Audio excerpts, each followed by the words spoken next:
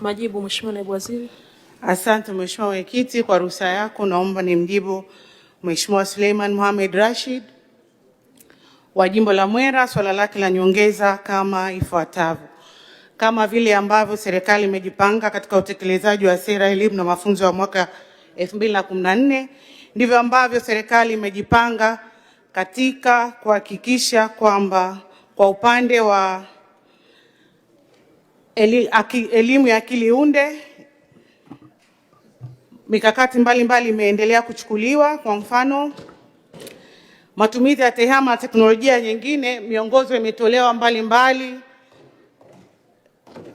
Kuna miongozo imetolewa katika kutekeleza teknolojia za kidijitali katika elimu msingi, vyuo vikuu, vyuo vya ualimu, lakini pia katika vyuo vikuu. Lakini pia kuna utekelezaji wa AI katika masomo, lakini pia serikali imekuwa ikitoa ufadhili wa fursa za masomo ya nje ya nchi.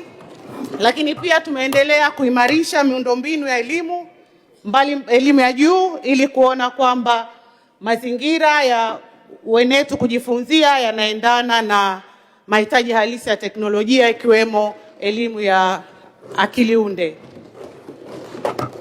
Asante Mheshimiwa Naibu Waziri kwa majibu yako kwa waheshimiwa wabunge.